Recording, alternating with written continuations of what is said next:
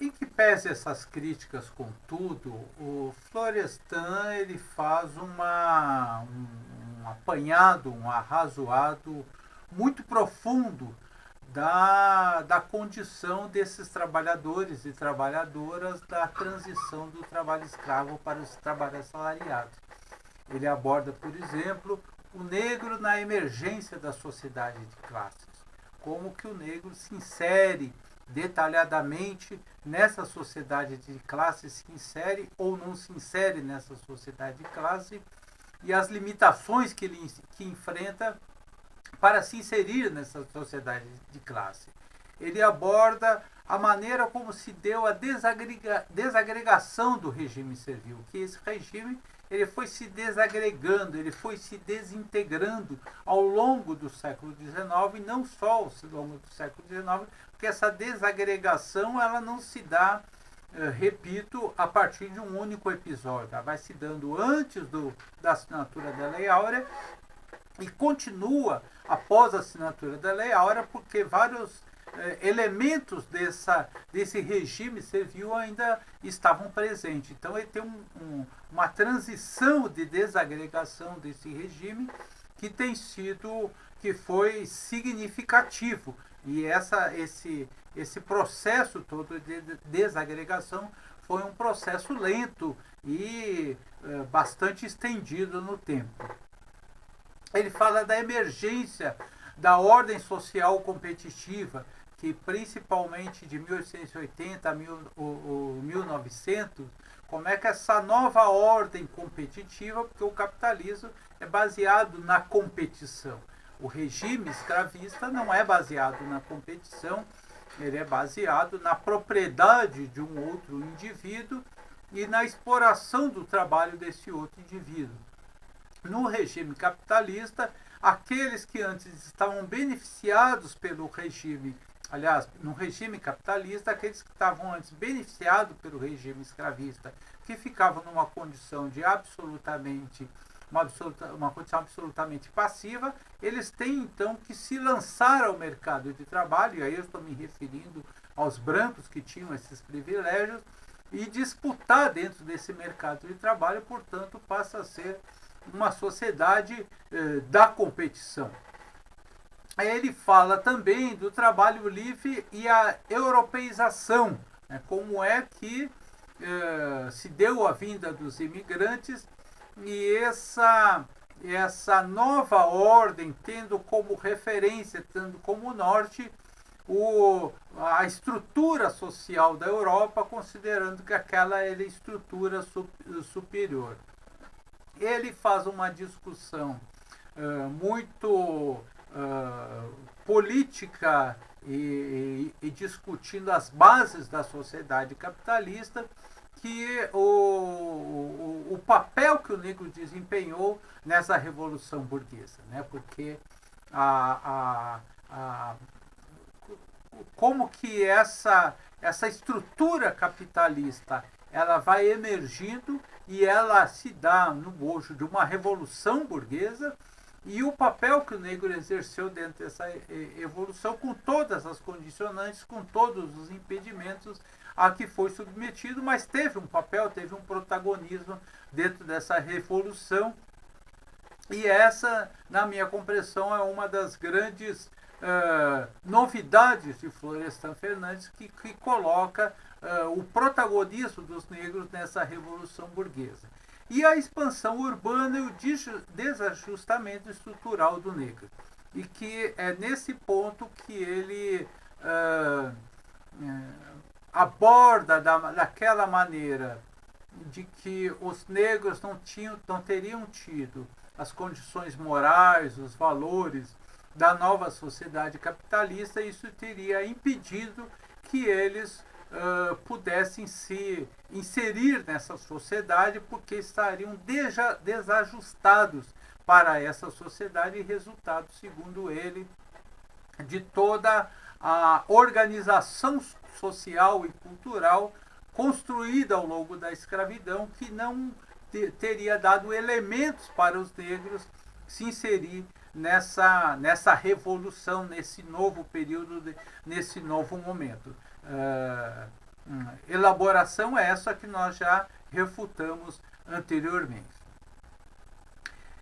Florestan fala ainda da pauperização e anomia social, e ele se recorre de Émile Durkheim quanto no que diz respeito às normas sociais não claras, porque esses indivíduos negros oriundos da escravidão, eles precisavam se inserir numa sociedade diferente, numa condição de pauperização e numa condição de que as normas sociais não estavam suficientemente claras. Embora do ponto de vista legal eles fossem agora cidadãos e cidadãs com os mesmos direitos e deveres dos demais, na prática essa sociedade ela estabelecia um conjunto de relações, aliás ela mantinha um conjunto de relações oriundas do sistema escravista que hierarquizava as pessoas segundo a cor da pele e que, portanto, as normas sociais não estavam suficientemente claras e muitas vezes esses negros, dependendo das suas ações, do seu comportamento social, da sua busca pela sobrevivência, eles eram punidos por essa sociedade baseado em normas que não estavam suficientemente claras. Então, a condição de marginalização, a condição de ilegais, a condição de marginais não estava estabelecida. Durante o período escravista, a sua condição estava muito clara, estava muito explícita. Ele era um escravizado, propriedade de outrem, e não tinha absolutamente direito algum, praticamente não tinha direito algum.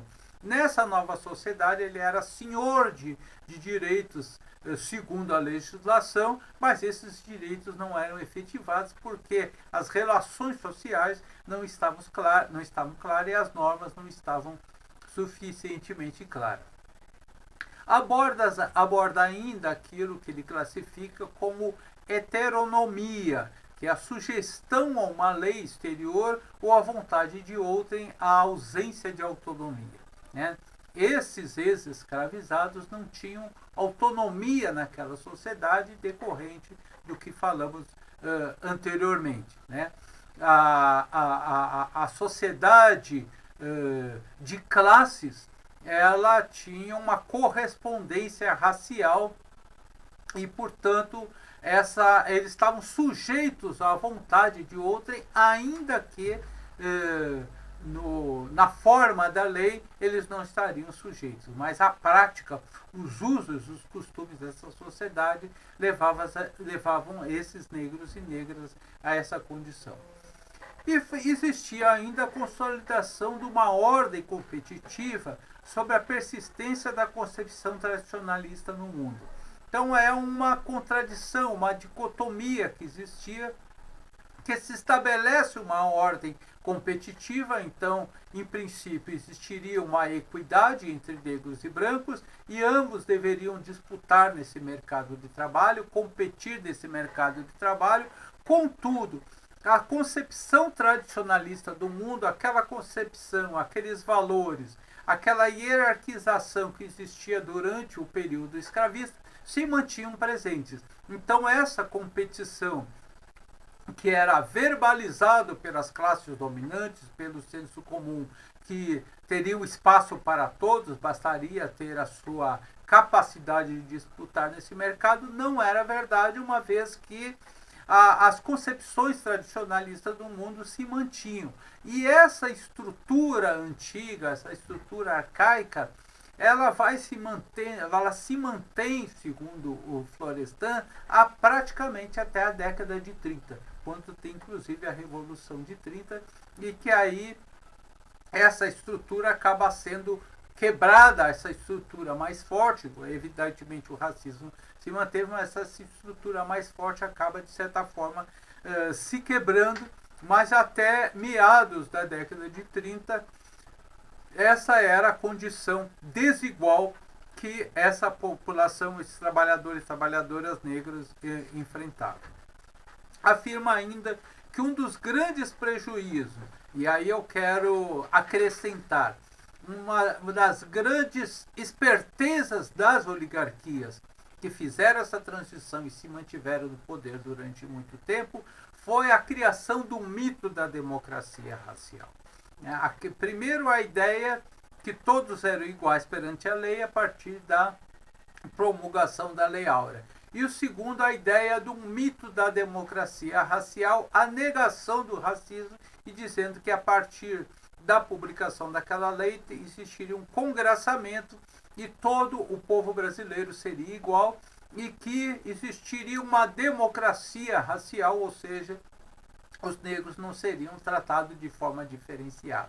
Ou seja, uma sociedade, um Estado que promove o racismo, que exclui, que marginaliza e que, ao contrário do que é o seu comportamento, que é a sua ação, divulga e dissemina a ideia de que existe uma democracia racial. Isso faz com que se responsabilize o excluído ou marginalizado pela sua marginalização. Se existe uma democracia racial, se todos são iguais perante a lei e você não conseguiu ascender dentro da sua sociedade, a responsabilidade é sua. Você que não se empenhou suficientemente, você que não foi suficientemente operoso, você que não foi suficientemente empreendedor.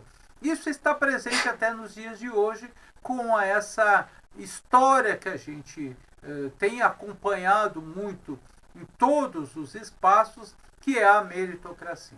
Né? Quer dizer, o indivíduo que ascendeu socialmente é pelo seu próprio mérito. E hoje, tanto quanto ontem, se pinça alguns indivíduos negros que são a exceção e que conseguiram uma certa ascensão social, econômica, etc., justamente para reforçar esse argumento. Olha, se o indivíduo conseguiu ascender socialmente, os demais não ascenderam porque não se esforçaram suficientemente. E a ascensão desse indivíduo é a prova que a nossa sociedade não é uma sociedade racista, não é uma sociedade desigual. E que todos que empreenderem serão capazes, terão espaço, terão o seu espaço ao sol para poder realizar todas as suas potencialidades. E mascara que essa sociedade se permaneceu com os padrões tradicionais de relações raciais. Então, aqueles padrões tradicionais que hierarquizava essa população, que hierarquizava negros e brancos, isso se manteve. E, ao contrário do discurso que dizia e que afirmava que éramos uma democracia racial. E isso foi, com certeza, absolutamente prejudicial à população negra.